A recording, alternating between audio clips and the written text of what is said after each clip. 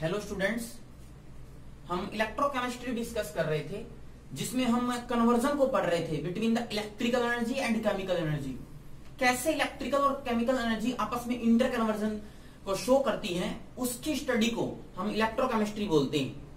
और इस inter conversion को कराने के लिए हमें स्पेशल टाइप्स ऑफ सेल चाहिए होते हैं, जैसे कि electrochemical cells and electrolytic cells. और ये जितने भी सेल्स होते हैं उनमें स्पेसिफिक टाइप्स ऑफ कंडक्टर्स भरे जाते हैं। वो कंडक्टर्स क्या करते हैं कि अपने अंदर से चार्ज को या इलेक्ट्रिसिटी को कंडक्ट करा देते हैं, जिससे कि करंट मूव करता है और सेल अपना काम करता है। ठीक है, तो आज हम स्टार्ट करते हैं कंडक्टर्स, जो कि इन इलेक्ट्रोलिटिक और इलेक्ट्रोकेमिकल सेल्स में भरे जाते हैं। सो कंडक्टर्स क्या होते हैं? कंडक्टर्स एक्चुअली में केमिकल सब्सटेंसेस है जो अपने अंदर से इलेक्ट्रिसिटी या चार्ज को कंडक्ट कराते हैं। करंट कैरियर्स या कंडक्टर ऐसे केमिकल सब्सटेंस है जिसमें से करंट फ्लो कर सकता है। ठीक है, तो इनमें से करंट फ्लो कर सकता है, करंट फ्लो। तो ऐसे केमिकल सब्सटेंस जिसमें से करंट फ्लो करे, दीज आर द कंडक्टर्स। ठीक है, और जो कंडक्टर्स हैं these are basically divided into two categories. इनको दो कैटेगरीज में डिवाइड किया गया है। दो कौन कौन सी कैटेगरीज हैं? First category is known as metallic conductors. ठीक है, and the second category is known as electrolytic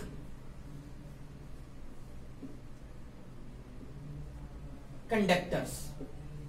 first one कौन सा है? Metallic conductor, and second one is known as electrolytic conductors. Metallic conductors वो कंडक्टर्स होते हैं जो अपने अंदर से चार्ज को या इलेक्ट्रिसिटी को फ्लो करा सकें। किस स्टेट में? Either in the solid state और इन मोल्टन स्टेट। ठीक है, या तो अपने अंदर से इलेक्ट्रिसिटी कंडक्ट कराएंगे either in the solid state और इन द मोल्टन स्टेट। और ये जो करंट को कंडक्ट कराते हैं, this conduction of current is due to the movement of electrons. ठीक है, so metallic conductors are the conductors which can allow the flow of current due to the movement of electrons in their solid state or in their molten state. These are known as the metallic conductors. इसमें जितने भी metals होते हैं वो आपके metallic conductors में count होते हैं। जैसे आपके पास आयरन हो गया, कॉपर हो गया, जिंक हो गया, nickel, these are the metals. All the metals are the metallic conductors. और इनमें जो इलेक्ट्रिसिटी फ्लो होती है या चार्ज फ्लो होता है, it is due to the movement of electrons. So the electrons are the current carriers in the metallic conductors. और दूसरी तरफ अगर हम देखें इलेक्ट्रोलिटिक कंडक्टर्स, ये ऐसे कंडक्टर्स होते हैं जिनके अंदर करंट मूव करता है ड्यू टू करंट फ्लो करता है due to the movement of ions. जब आयंस फ्लो करेंगे, जब इनमें से करंट जाएगा। ठीक है, इन देयर मोल्टन स्टेट और in their aqueous state. Solid state में ये कंडक्ट नहीं करते हैं। यहां पर आपके पास सॉलिड और मोल्टन था, यहां पर आपके पास मोल्टन स्टेट और एक्वस स्टेट में ये कंडक्टर जो है ना, इलेक्ट्रोलाइटिक कंडक्टर्स, ये चार्ज को या इलेक्ट्रिसिटी को फ्लो करते हैं इन देयर मोल्टन स्टेट और in their aqueous state. And in this type of electrolytic conductors, the current carriers are the ions. इसमें ions होते हैं।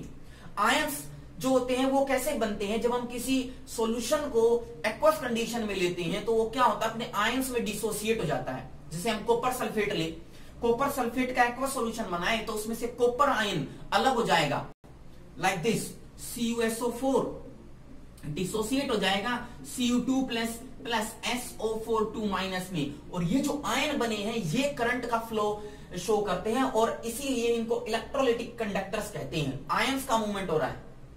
ठीक है, और इन इलेक्ट्रोलिटिक कंडक्टर्स की हम बात करें तो जितने भी आपके पास इलेक्ट्रोलाइट्स आते हैं वो इसके एग्जाम्पल हैं। जैसे देखिए HCl, ये भी आयंस बनाएगा। H2SO4, ये भी एक एसिड है जो कि आयंस बनाता है। नेक्स्ट इज HNO3, ये भी आयन बनाता है। Acetic acid CH3C double bond OH, it is an organic acid ये भी आयन एसीटेट आयन में टूटेगा, H+ आयन रिलीज करेगा, इलेक्ट्रिसिटी कंडक्ट कर रहा है due to the formation of ions. Similarly आपके पास बेस है like NaOH sodium hydroxide, KOH potassium hydroxide, lithium hydroxide, these are the base, calcium hydroxide, magnesium hydroxide, aluminium hydroxide, these are the base जो कि ions में dissociate हो जाते हैं। ये एसिड के एग्जांपल थे, ये बेस की। या फिर हम कुछ सॉल्ट ले लें, सॉल्ट लें जैसे कि मैंने लिया NaCl, ये भी मैंने सॉल्ट लिया, ठीक है। Sodium acetate like CH3, this is COONA minus है, this is plus, sodium acetate ये भी एक सॉल्ट है, ठीक है। कॉपर सल्फेट CuSO4 सॉल्ट है, ZnSO4 जिंक सल्फेट ये भी एक सॉल्ट है, सिल्वर नाइट्रेट AgNO3 ये भी एक सॉल्ट है। तो जितने भी एसिड आप यूज करते हो, जितने भी आप बेस इस्तेमाल करते हो, या फिर जितने भी इन एसिड और बेस के मिलने से जो आपके सॉल्ट बनते हैं, these are includes in the electrolytic conductors because they can conduct the electricity due to the formation of ions. और यहां पर मेटेलिक कंडक्टर्स में फ्लो होता है करंट का due to the formation of electrons, due to the flow of electrons. और जितने भी मेटल्स हैं वो इसके एग्जांपल्स हैं। तो हम इन इलेक्ट्रोलाइटिक कंडक्टर्स में इस्तेमाल होने वाले जितने भी एग्जांपल मैंने आपको कराए हैं, these examples collectively known as electrolytes. ये जो इलेक्ट्रोलाइटिक कंडक्टर्स में, चाहे से वो एसिड है, बेस है या सोल्ट है, जितने भी आप एग्जांपल डिस्कस करते हो, these are known as electrolytes. Electrolytes बोलते हैं इनको, ठीक है। और ये जो इलेक्ट्रोलाइट्स होते हैं, इसको हम अगर क्लासिफाई करें तो ये दो कैटेगरीज में हम इसको डिवाइड कर सकते हैं इलेक्ट्रोलाइट्स को, ठीक है। Electrolytes can be divided into two categories. देखिए कौन कौन से इलेक्ट्रोलाइट्स हम डिवाइड कर सकते हैं। फर्स्ट जो इलेक्ट्रोलाइट्स हम डिवाइड करेंगे, these are known as strong electrolyte, these are known as strong electrolyte. और जो सेकेंड वन होते हैं, these are known as weak electrolyte, these are the second electrolytes which are known as weak electrolytes. Strong electrolyte क्या होते हैं? ऐसे electrolytes जो completely dissociate हो जाए, कंप्लीटली आयनाइजेबल हो, these are known as strong electrolytes, ठीक है। आपने +1 क्लास में पढ़ा होगा डिग्री ऑफ डिसोसिएशन, जिसको हम अल्फा से रिप्रेजेंट करते हैं। ओस्टवाइल्ड डाइल्यूशन लॉ भी आप पढ़ते हैं, तो वहां से आप डिग्री ऑफ डिसोसिएशन निकालेंगे। अगर किसी इलेक्ट्रोलाइट का डिग्री ऑफ डिसोसिएशन ज्यादा है, इसका मतलब वो ज्यादा आयनाइजेबल है, ज्यादा आयंस में टूटेगा, इसका मतलब वो स्ट्रॉन्ग इलेक्ट्रोलाइट में काउंट होगा। तो strong electrolytes are the electrolytes which have high degree of dissociation. Alpha क्या होना चाहिए? हाई होना चाहिए, ठीक है। तो डिग्री ऑफ डिसोसिएशन हाई किसका होगा? अगर मैं एसिड की बात करूं, एग्जांपल लूं, तो एग्जांपल लूं जैसे मेरे पास HCl है, it is a strong electrolyte. H2SO4 sulphuric acid, it is a strong electrolyte.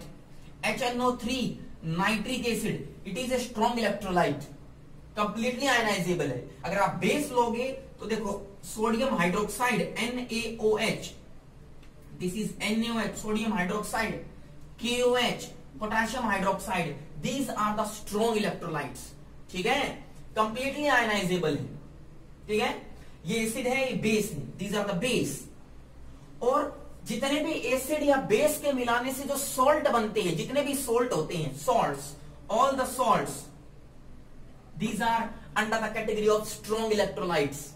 जितने भी सॉल्ट होते हैं, जैसे देखो अगर आप इन दोनों HCl और NaOH को मिलाओगे तो आपके पास सॉल्ट बनेगा, it is known as NaCl, it is a salt जो कि क्या है? एक स्ट्रॉन्ग इलेक्ट्रोलाइट है, ठीक है। जैसे यहां पर एग्जांपल कीजिए, आप सोल्ट बनाते हो CH3COO -Na+, sodium acetate, it is a strong electrolyte. Salt जितने भी होंगे स्ट्रॉन्ग इलेक्ट्रोलाइट में काउंट होते हैं।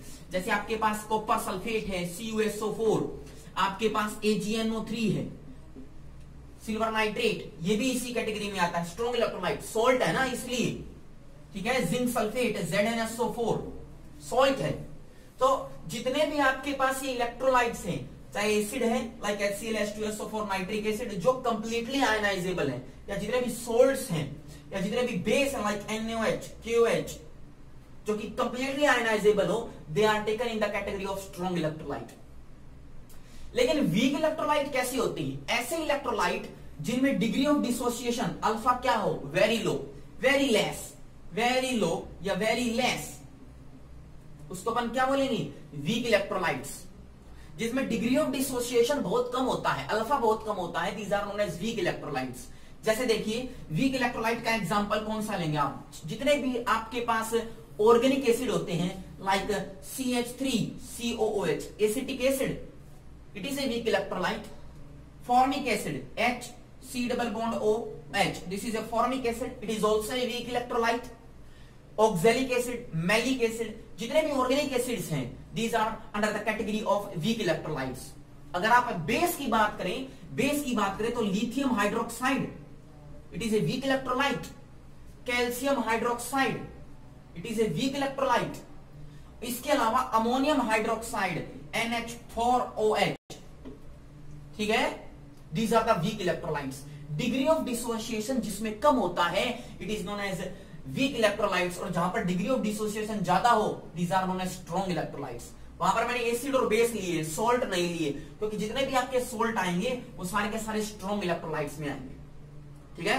तो हमने दो टाइप ऑफ कंडक्टर किए, one is known as metallic conductor, second one is known as electrolytic conductors. और जो इलेक्ट्रोलाइटिक कंडक्टर्स होते हैं उनमें इस्तेमाल होने वाले जो केमिकल्स होते हैं, these are known as electrolytes, and these electrolytes can be divided into two categories. One is known as strong electrolyte and second one is known as weak electrolyte. तो हम क्विकली डिफरेंस मेटेलिक और electrolytic conductors में difference कर लेते हैं। सो इधर हम लिखेंगे मेटेलिक कंडक्टर्स और इधर लिखेंगे इलेक्ट्रोलाइटिक कंडक्टर्स, ठीक है। डिफरेंस, फर्स्ट डिफरेंस क्या है? कहता है कि ये इलेक्ट्रिसिटी कंडक्ट करते हैं इन देयर सॉलिड स्टेट या फिर इन देयर मोल्टन स्टेट। यहां पर जो इलेक्ट्रिसिटी कंडक्ट होती है इलेक्ट्रोलाइटिक कंडक्टर्स में, वो either in the molten state या फिर होगी इन द एक्वस स्टेट, ठीक है। यहां पर जो इलेक्ट्रिसिटी कंडक्ट होती है, it is due to the movement of electrons, flow of electrons. और यहां पर जो इलेक्ट्रिसिटी कंडक्ट होती है, it is due to the flow of ions. जितने भी आयंस होते हैं उनके अंदर जो फ्लो होगा, उनके द्वारा जो इलेक्ट्रिसिटी कंडक्ट होगी, it is include in under the category of electrolytic conductors, ठीक है। अगर आप मेटेलिक कंडक्टर का केस लें, और मेटेलिक कंडक्टर के केस में अगर आप टेम्परेचर को इंक्रीज कर देते हो, देखो पहले मेटेलिक कंडक्टर्स काम कैसे करता है। मेटेलिक कंडक्टर्स में ये जो मेटल है एक कुछ इस तरह से अरेंज होती हैं, और ये मेटल्स अपने अंदर से इलेक्ट्रॉन को लॉस कर देते हैं, क्योंकि उनकी कैरेक्टरिस्टिक्स प्रॉपर्टी होती है। और जब भी कोई मेटल अपने अंदर से इलेक्ट्रॉन लॉस करेगा, एटम लॉस करेगा, इलेक्ट्रॉन लॉस करेगा, तो उसके ऊपर कौन सा चार्ज आएगा? पॉजिटिव लाइक दिस, ठीक है। और जो इलेक्ट्रॉन लॉस किया है वो इन दो एटम या आयंस के बीच में इकट्ठा हो जाता है इंटरस्टिशियल स्पेस में, लाइक दिस, ठीक है। और ये electrons left to right move करते हैं, और इनकी मूवमेंट से ही मेटेलिक कंडक्टर्स इलेक्ट्रिसिटी को कंडक्ट करते हैं। लेकिन जब आप टेम्परेचर को इंक्रीज करोगे तो क्या होगा कि ये जो आयंस बने हैं positively ions, these ions are known as kernels. इनको हम क्या ना बोलते हैं? कर्नल्स। तो जब आप टेम्परेचर इंक्रीज करोगे तो ये जो कर्नल है ये वाइब्रेट करने लग जाते हैं ऊपर और नीचे की डायरेक्शन में, लाइक दिस। और जब ये वाइब्रेट करने लगेंगे तो जो इलेक्ट्रॉन का जो फ्लो है, मूवमेंट है, वो रुक जाएगी, रेस्ट्रिक्ट हो जाएगी, ठीक है। सो टेम्परेचर बढ़ाने से जो मूवमेंट है इलेक्ट्रॉन्स का मेटेलिक कंडक्टर में वो डिक्रीज कर गया। सो मेटेलिक कंडक्टिविटी क्या हो जाएगी? Decrease. So in case of metallic conductors, if we increase the temperature, the electrical conductivity will decrease कर जाती है। लेकिन अगर आप इलेक्ट्रोलाइटिक कंडक्टर्स की बात करें, वहां पर इलेक्ट्रॉन्स नहीं है, कर्नल्स नहीं है, वहां पर आयंस हैं। और वहां पर अगर आप टेम्परेचर इंक्रीज कराते हो, अगर आप यहां पर टेम्परेचर इंक्रीज कराते हो तो यहां पर जो आयंस की मूवमेंट है वो फास्ट हो जाएगी, क्योंकि उनको काइनेटिक एनर्जी मिल जाएगी ज्यादा टेम्परेचर पे, और ज्यादा टेम्परेचर पे ज्यादा काइनेटिक एनर्जी मिलने से वो ज्यादा फास्ट मूव करेंगे, और उनकी वजह से जो इलेक्ट्रिकल कंडक्टिविटी है वो भी क्या हो जाएगी, इंक्रीज। तो यहां पर टेम्परेचर बढ़ाने से कंडक्टिविटी डिक्रीज करती है, और यहां पर कंडक्टिविटी इंक्रीज करती है with increase in the temperature. तो ये कुछ डिफरेंस है जो आपको याद रखने हैं बिटवीन द मेटालिक कंडक्टर्स और इलेक्ट्रोलाइटिक कंडक्टर्स। अब हमने कंडक्टर्स तो पढ़े हैं, लेकिन इन कंडक्टर्स में कैसे करंट फ्लो होता है और क्या क्या इसकी कुछ मेजरमेंट, इस करंट को मेजरमेंट करने की, या फिर कितना करंट किसी कंडक्टर में फ्लो करेगा उसको मेजर करने के लिए डिफरेंट आपको यूनिट्स, डिफरेंट टर्म्स दी गई, जो कि आप फिजिक्स में भी पढ़ते हो। तो हम स्टार्ट करते हैं various terms, and the first term regarding it is the resistance. Resistance क्या होता है? देखिए, जब किसी वायर में से या किसी इलेक्ट्रोलाइटिक सॉल्यूशन में से इलेक्ट्रिसिटी कंडक्ट कराते हैं, तो उसके अंदर जो पार्टिकल्स हैं, अगर वो उस इलेक्ट्रिसिटी के कंडक्ट होने का अपोज करते हैं, this is known as resistance. अगर कोई भी सब्सटेंस, केमिकल, अगर किसी इलेक्ट्रिक वायर में से या किसी सॉल्यूशन में से इलेक्ट्रिसिटी को कंडक्ट होने से रोकता है, उसको स्टॉप कराता है, ओपोजिशन अफोर्ड करता है, so this type of substance या elements are known as resistance. उनको रेजिस्टेंस बोलेंगे, ठीक है? क्या बोलेंगे रेजिस्टेंस केमिस्ट्री की टर्म में? The chemical substance which offer some, ठीक है ना? अगर ऐसे केमिकल सब्सटेंस जो डिफिकल्टी करें, विच ऑफर सम डिफिकल्टी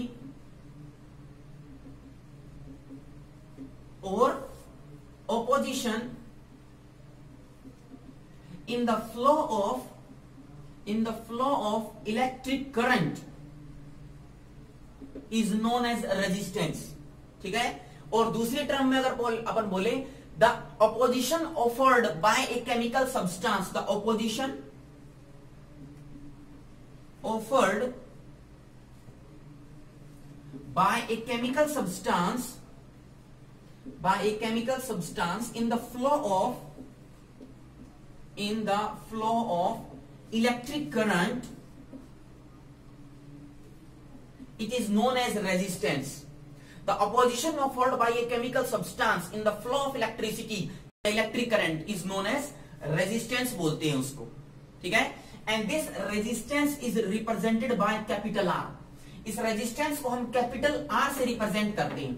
तो सपोज कीजिए कि आपके पास एक वायर है और उस वायर का हम रेजिस्टेंस मेजर करते हैं, फिजिक्स में भी पढ़ते हो आप ये। तो उस वायर में जो रेजिस्टेंस होगा, this resistance is directly proportional to length of that wire, उस वायर की लेंथ के डायरेक्टली प्रोपोर्शनल होगा। And it is also inversely proportional to what? Area of cross section of that wire, ठीक है? या फिर हम अगर सॉल्यूशन की बात करें, सो रेजिस्टेंस क्या आएगा? रेजिस्टेंस अगर हम कोई सेल लेते हैं तो उस सेल में जो हमने इलेक्ट्रोड इस्तेमाल किया है, उस इलेक्ट्रोड की लेंथ कितनी है उसके तो डायरेक्टली प्रोपोर्शनल होगा। जैसे हम एक सेल लेते हैं और उस सेल के अंदर हमने इलेक्ट्रोड लिया लाइक दिस, ये दो इलेक्ट्रोड हैं, तो इन दो इलेक्ट्रोड्स की जो लेंथ है इट इज एल, और इन दोनों के बीच का जो एरिया ऑफ क्रॉस सेक्शन है दिस इज ए। तो जो हमारे पास रेजिस्टेंस आएगा इस सेल का, तो हम उसको डायरेक्टली प्रोपोर्शनल बोलेंगे length of this electrode and inversely proportional to the area of cross section in between this two electrodes. अगर हम इन दोनों को कंबाइन करें तो what will happen? So the resistance is directly proportional to length of the conductor and inversely proportional to the area of cross section between these two conductors. अगर हम proportional sign को हटाते हैं तो R किसके equal आएगा? R is equal to rho. This is a rho which is a constant, rho into L by A, ठीक है? This is your resistance, this is length of conductor, this is the area of cross section in between the conductors, and this rho is known as, what is rho? ये resistance है, ये रो कहलाएगा specific resistance, इसको specific resistance बोलते हैं, या फिर इसके लिए एक वर्ड और इस्तेमाल किया जाता है, it is also known as resistivity. ठीक है, या तो हम बोलेंगे इसको स्पेसिफिक रेजिस्टेंस या रेजिस्टिविटी। ठीक है, अगर हम आर की यूनिट निकालें तो यूनिट क्या आएगी, रेजिस्टेंस की जो यूनिट होती है it is taken in ohm, इसको ओम से रिप्रेजेंट करते हैं। ठीक है, like this, R equal to ohm, resistance ohm. Second जो चीज हमें देखनी है, फर्स्ट हमने पढ़ा क्या, रेजिस्टेंस। सेकंड थिंग अगर हम यूनिट्स में देखें, टर्म कौन सी इस्तेमाल करेंगे, it is known as conductance, conductance. ठीक है, and this conductance is represented by C. Books में आप देखोगे तो बुक्स में इस कंडक्टेंस को जी से रिप्रेजेंट करता है, आप सी से भी रिप्रेजेंट कर सकते हो। एंड दिस कंडक्टेंस मैथमेटिकल अगर टर्म में बोले is reciprocal of resistance, reciprocal of resistance. जितना रेजिस्टेंस ज्यादा होगा कंडक्टेंस कम आएगी, और जितना रेजिस्टेंस कम होगा तो कंडक्टेंस क्या आएगी, ज्यादा आएगी। ठीक है, अगर हम इस कंडक्टेंस की यूनिट निकालें तो यूनिट क्या आएगी, इट इज 1 अपॉन रेजिस्टेंस की यूनिट क्या होती है, ohm. So it is known as ohm inverse, which is also known as siemens, इसको साइमन भी बोलते हैं। तो जो कंडक्टेंस की यूनिट आएगी इट इज ओम इनवर्स, या फिर हम बोलेंगे साइमन। ठीक है, so conductance is equal to 1 upon R, like this. ठीक है, सो हमारे पास दो चीजें, दो टर्म हमने पढ़ी हैं। First one is known as resistance R, and second one is known as conductance which is represented by C और जी। थर्ड टर्म हम डिस्कस करते हैं, अभी हमने पढ़ी है, दिस इज अ रो।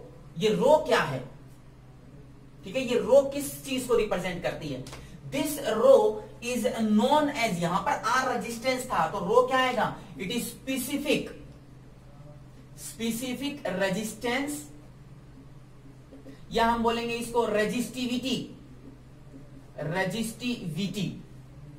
तो अगर हम इसकी वैल्यू निकालें, फॉर्मूला निकाले तो वो कैसे आएगा, आपको पता है R is equal to rho into L by A.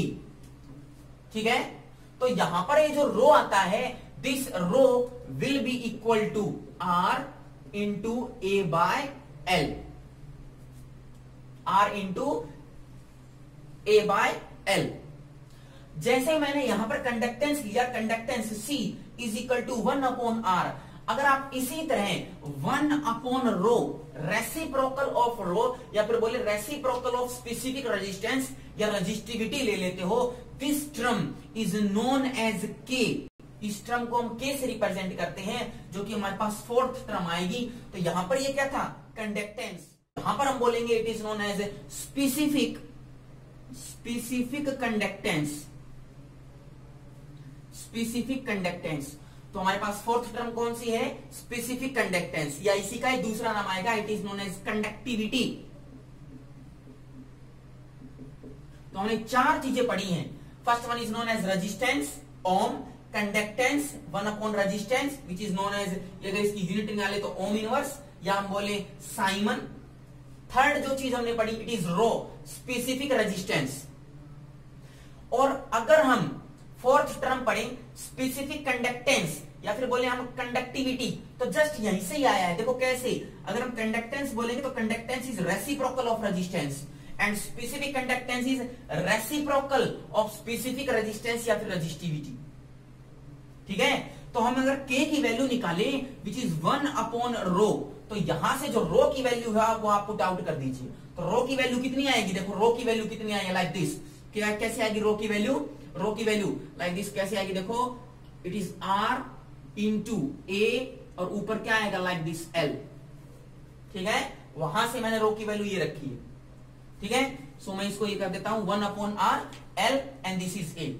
1 upon R क्या कहलाता है, 1 upon R, this is 1 upon R, it is conductance. So 1 upon R is known as conductance into L by A। तो ये हमारे पास value आती है, this is K which is known as conductivity और स्पेसिफिक कंडक्टेंस। तो specific conductance क्या होगी, specific conductance is equal to C conductance into L by A। ठीक है, ये जो L बाई ए है ये क्या है?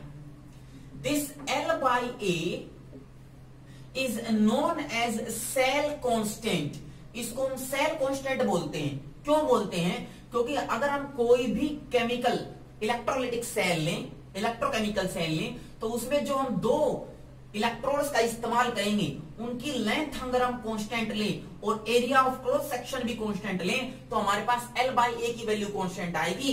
This L by A constant आएगा and this is known as cell constant. ठीक है, तो अगर हम यहां से वैल्यू निकालें, अगर हम यहां से वैल्यू निकालें तो K की क्या वैल्यू आएगी वो देखिए। So K is equal to C into L by A and this C is known as conductance and L by A is known as cell constant. So this is the term जो कि आपको याद रखनी है। This is known as specific conductance or conductivity which is equal to this is conductance which is equal to conductance into cell constant. जो specific conductance या conductivity है वो किसकी इक्वल आएगी? Conductance into cell constant. अगर आप इसकी unit निकालना चाहते हैं तो कैसे निकालेंगे? कंडक्टेंस की यूनिट C की यूनिट क्या होती है? It is 1 upon R into L by A. This is the cell constant. 1 upon R क्या होता है? It is known as ohm inverse 1 upon R, जिसको आप साइमन से भी रिप्रेजेंट करते हो 1 अपॉन R इंटू L की यूनिट क्या आएगी? मीटर। SI मीटर अगर हम ले SI में, दिस इज एरिया की क्या आएगी? Metre square. तो ये टोटल यूनिट क्या बन जाएगी? K की यूनिट क्या आएगी? देखो this is known as ohm inverse और यहां से क्या आएगा? मीटर माइनस 1 और ओम इनवर्स को हम क्या बोलते हैं? Siemens and this is metre inverse. तो ये जो आपके पास यूनिट आई है this is the unit of K, conductivity और स्पेसिफिक कंडक्टेंस। ठीक है, तो ये आपको चीजें याद रखनी है K की वैल्यू। तो इनकी यूनिट्स आपको याद होनी चाहिए। हमने पढ़ा, चार चीजें पढ़ी है हमने। First one is resistance, second one is conductance which is reciprocal of resistance. जो थर्ड चीज हमने पढ़ी इट इज स्पेसिफिक कंडक्टेंस और स्पेसिफिक रेजिस्टेंस, जिसको हम रेजिस्टिविटी और कंडक्टिविटी के नाम से भी जानते हैं। तो ये चार चीजें हमने पढ़ी। तो जो हम लास्ट की जो हमने चीज पढ़ी है it is K which is known as specific conductance, या हम बोले इसको कंडक्टिविटी। ये कंडक्टिविटी सॉल्यूशन के लिए भी हम मेजर कर सकते हैं। दो प्रकार के सॉल्यूशन होते हैं, एक होता है डाइल्यूट सॉल्यूशन, एक होता है कंसंट्रेटेड सॉल्यूशन। तो अगर आपके पास सॉल्यूशन की कंसंट्रेशन चेंज कर दी जाए तो उसका इस कंडक्टिविटी पे क्या फर्क पड़ेगा? उसको रिप्रेजेंट करने के लिए आपके पास दो टर्म्स आती हैं। क्या बोला मैंने? कि अगर आपके पास सॉल्यूशन है और उसकी आप कंडक्टिविटी मेजर करते हो तो वो सॉल्यूशन दो प्रकार का हो सकता है, या तो डाइल्यूट है, कंसंट्रेशन कम है, या फिर कंसंट्रेशन ज्यादा है। तो ये जो कंडक्टिविटी है it is A concentration dependent term, और कंसंट्रेशन डिपेंडेंट होने के लिए हम इसको दो कैटेगरीज में डिवाइड कर देते हैं। दो प्रकार की होती है। First one is known as molar conductivity,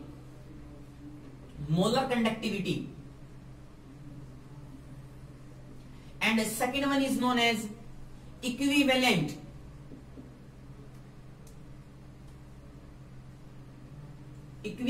conductivity. First one is known as molar conductivity and the second one known as equivalent conductivity. So ये जो कंडक्टिविटी है वो एक्चुअल में सॉल्यूशन की कंसंट्रेशन पे डिपेंड करती है। ठीक है, तो हम स्टार्ट करते हैं दोनों को। First one molar conductivity.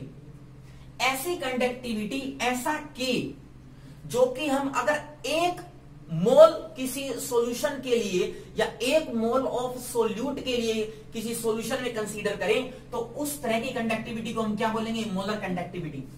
The conductivity for 1 mole of a solution या 1 mole of a solute in a solution it is known as molar conductivity. ऐसी कंडक्टिविटी जो कि सिर्फ एक मोल सॉल्यूशन के लिए मेजर की जाए उसको हम क्या बोलेंगे? Molar conductivity. क्या इसकी डेफिनेशन क्या लिखेंगे फिर? द कंडक्टिविटी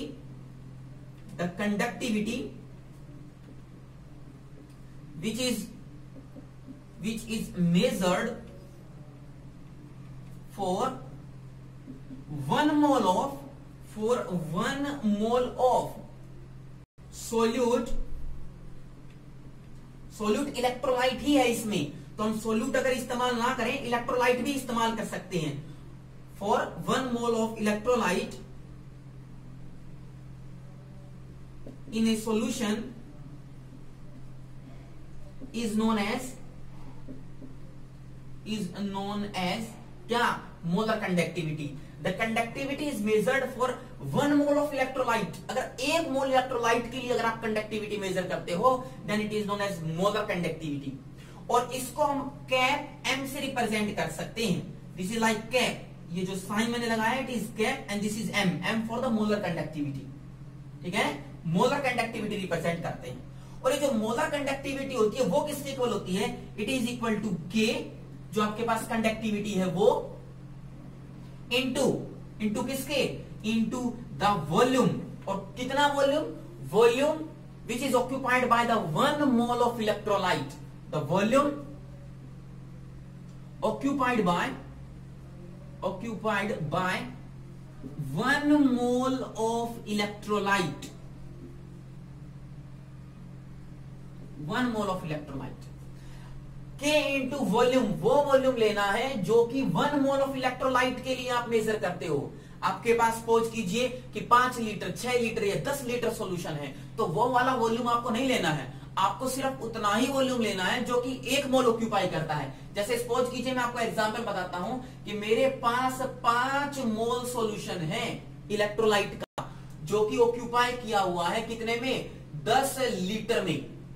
तो 1 मोल कितने में ऑक्यूपाई करेगा, कितने में करेगा, 2 लीटर में। तो मेरे को जो वॉल्यूम लेनी है वो 2 लेनी है, 2 लीटर लेनी है। ठीक है, तो 1 मोल ऑफ जो इलेक्ट्रोलाइट है उसका कितना वॉल्यूम आएगा वो आपको लेना है यहां पर। और अगर आप इस मोलर कंडक्टिविटी की यूनिट फाइंड आउट करें तो क्या आएगी, वो आप यूनिट देखिए क्या यूनिट आएगी। के की यूनिट आपको पता है, अभी निकाला मैंने के क्या होता है, it is equal to 1/r into cell constant L by A. और इस के को मैंने किससे मल्टीप्लाई किया है, वॉल्यूम से, लाइक दिस, वॉल्यूम से मल्टीप्लाई किया है। ठीक है, वॉल्यूम से आप, तो देखो अगर आप वॉल्यूम से यूनिट अगर रखोगे, दिस इज 1/ओम, this is length metre, this is metre square, और वॉल्यूम को आप अगर आप सेंटीमीटर में अगर इनको लेके चलेंगे तो सेंटीमीटर क्यूब भी रख सकते हैं। तो मैं यहां पर अगर मीटर लिया है तो मैंने मीटर क्यूब रखूंगा, सो यहां से ये कैंसिल हो जाएंगे लाइक दिस। तो क्या बचेगा, आंसर क्या आया, 1/ओम and this is into metre square. So answer क्या आएगा, 1/ओम, this is known as ohm inverse and metre square. और आप ओम इनवर्स को क्या लिख सकते हो, ओम इनवर्स को लिख सकते हैं हम siemens and this is metre square. ठीक है, ये लिख सकते हैं। लेकिन देखो मैंने इसको रिप्रेजेंट करने का तरीका है क्या, इस के को मैंने लिया है वॉल्यूम ऑक्यूपाइड बाय कितना, 1 मोल ऑफ इलेक्ट्रोलाइट। अगर आप 1 मोल ऑफ इलेक्ट्रोलाइट करोगे तो हम कैसे इसको सॉल्यूशन करेंगे, इसमें अभी थोड़ा बाकी है, इसको हम थोड़ा लेट सोल्व करेंगे। थोड़ा सा यहाँ पर आप रुकिए, हम थोड़ा सा इसका एक्सप्रेशन को एक्सपेंड करते हैं, फिर आपको थोड़ा सा क्लियर होगा कैसे। देखो जैसे आप सपोज कीजिए कि आपके पास m मोल है इलेक्ट्रोलाइट का, of electrolyte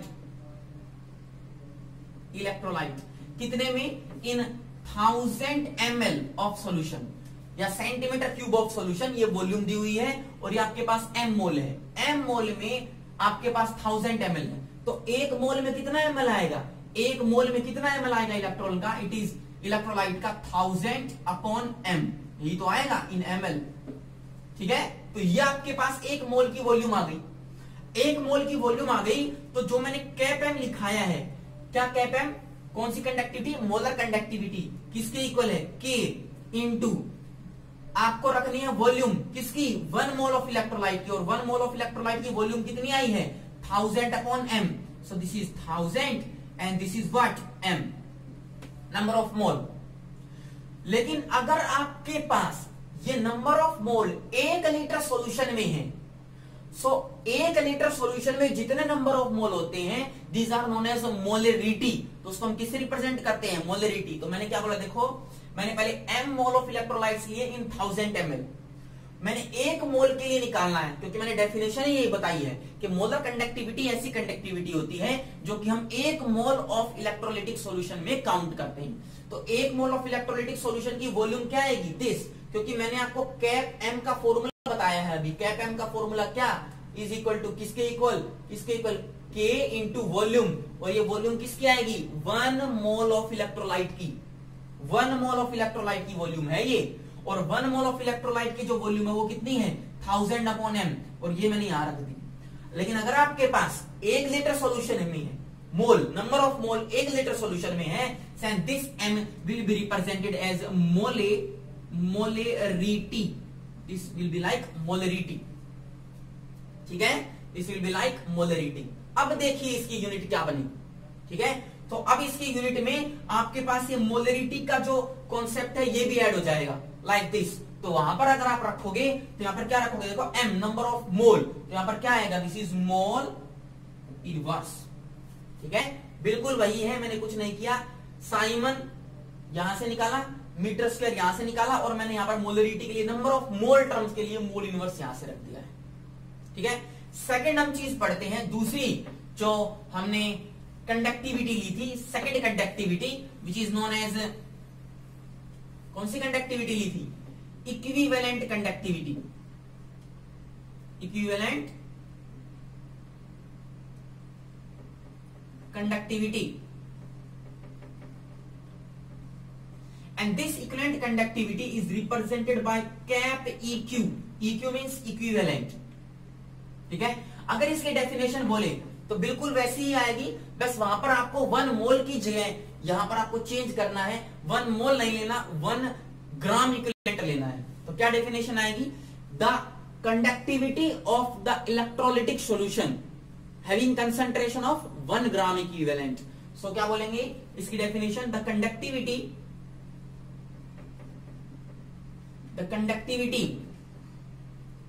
of 1 gram equivalent solution या electrolytic solution, electrolytic solution is known as cap equi. इसको कैप इक्वी बोलते हैं, इक्विवेलेंट कंडक्टिविटी बोलते हैं, ठीक है। यहां पर भी वही चीज आएगी, कैसे, cap equi is equal to K, वहां पर मैंने 1000 लिया था, लेकिन वहां पर मैंने नीचे मोलरिटी ली थी, लेकिन यहां पर मोलरिटी नहीं आएगी क्योंकि मैंने नंबर ऑफ ग्राम इक्विवेलेंट लिए हैं, 1 ग्राम इक्विवेलेंट। सो 1 ग्राम इक्विवेलेंट या इक्विवेलेंट जहां पर आपके पास टर्म आती है तो मोलरिटी की जगह क्या आ जाता है, normality. So this is your normality, this is your normality like this, ठीक है। सो कैप इक्विवेलेंट, या फिर हम बोले इसको equivalent conductivity is the conductivity of 1 gram equivalent electrolytic solution. जितनी आपके पास कंडक्टिविटी आएगी वो कंडक्टिविटी क्या आएगी, कैप इक्वी के इक्वल आएगी। सो इट इज के which is conductivity into 1000 upon normality. So normality को हम किस पे रिप्रेजेंट करते हैं, नंबर ऑफ ग्राम इक्विवेलेंट पर लीटर ऑफ सॉल्यूशन। तो अगर आप इसकी यूनिट निकालेंगे तो जो यूनिट यहां पर आई थी वैसी कुछ आएगी, पर यहां पर मोल इनवर्स आया है, यहां पर क्या आएगा, equivalent inverse. Number of gram equivalent लेओगे आप तो इक्विवेलेंट इनवर्स आएगा, ग्राम इक्विवेलेंट इनवर्स। तो क्या यूनिट आएगी, इसकी यूनिट क्या आएगी, देखो unit is equal to, this is siemens metre square and this is gram, gram equivalent आप लिया, this is inverse, equivalent inverse. Equivalent inverse भी लिख सकते हो या ग्राम इक्विवेलेंट इनवर्स भी लिख सकते हो। सो ये आपके पास टॉपिक था जिसमें आपने पढ़ा conductance, resistance, conductivity, resistivity, specific resistance, specific conductance, और जो आपने कंडक्टिविटी या स्पेसिफिक कंडक्टिविटी पढ़ी उसके भी मैंने 2 टाइप करवाए, equivalent conductivity and molar conductivity. मैंने मेटेलिक कंडक्टर्स पढ़ाए, इलेक्ट्रोलाइटिक कंडक्टर्स पढ़ाए। याद आपको ये रखना है, मेटेलिक कंडक्टर्स में टेम्परेचर बढ़ाने से कंडक्टिविटी डिक्रीज करती है, क्योंकि वहां पर जो मूवमेंट होता है it is due to the flow of electrons, और वहां पर कर्नल बनते हैं, और कर्नल टेम्परेचर बढ़ाने से वाइब्रेट करने लग जाते हैं लाइक दिस, और वाइब्रेशन से जो इलेक्ट्रॉन के जो फ्लो है वो रुक जाएगा। लेकिन जो इलेक्ट्रोलाइटिक कंडक्टर्स होते हैं उसमें इलेक्ट्रॉन्स की तरह से मूवमेंट नहीं होता, उसमें आयंस मूव करते हैं, और जब आयंस मूव करेंगे तो उसकी वजह से टेम्परेचर बढ़ाने से कंडक्टिविटी बढ़ती है। अच्छा, ये जो कंडक्टिविटी है कुछ फैक्टर्स पे डिपेंड करती है।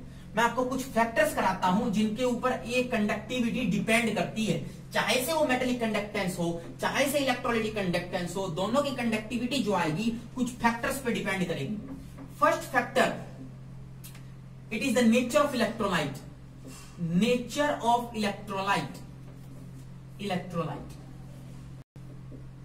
कैसा इलेक्ट्रोलाइट है? स्ट्रॉन्ग इलेक्ट्रोलाइट है या वीक इलेक्ट्रोलाइट है? अगर स्ट्रॉन्ग इलेक्ट्रोलाइट होगा तो ज्यादा इलेक्ट्रिसिटी कंडक्ट करेगा, क्योंकि उसमें जो फ्लो होगा वो ज्यादा होगा।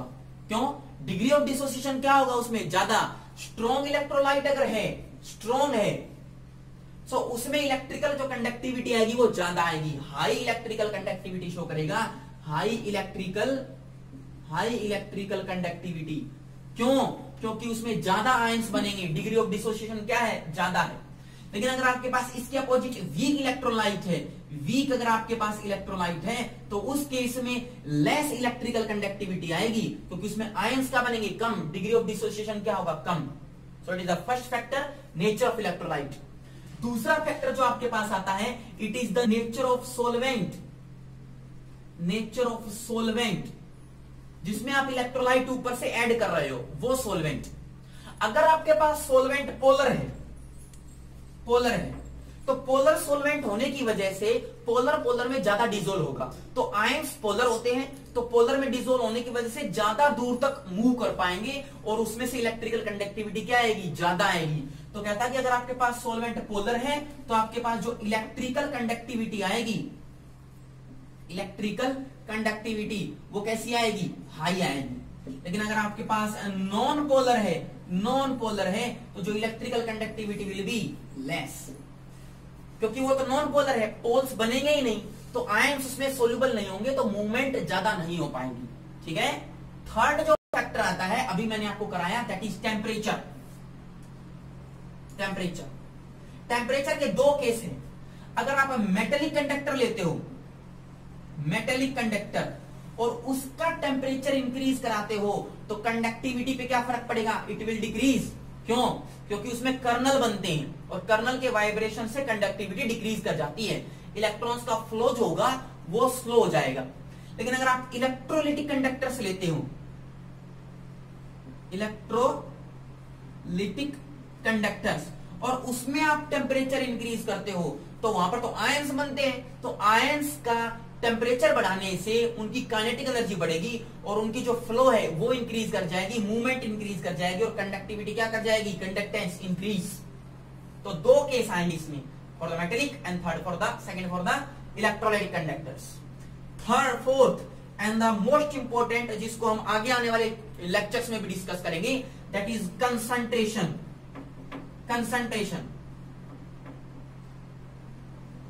कंसंट्रेशन। अगर आप किसी सॉल्यूशन में सोल्यूट ऐड करते जा रहे हो, सोल्यूट ऐड करने का मतलब आप उसकी कंसंट्रेशन बढ़ाते जा रहे हो, तो जितना कंसंट्रेशन बढ़ाओगे तो सोल्यूट ज्यादा होने की वजह से उस सॉल्यूशन में भीड़ हो जाएगी, क्राउडिंग बढ़ जाएगी। अगर आप देखो, मैं एक एग्जांपल बताऊं कि ये कंटेनर है, इस कंटेनर में ये सोलवेंट है, लिक्विड है, और आप इसमें ऊपर से सोल्यूट डाले जा रहे हो बार बार।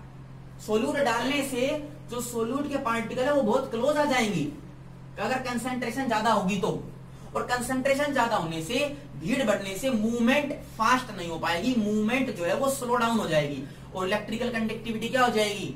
Decrease. Electrical conductivity will decrease, कम हो जाएगी।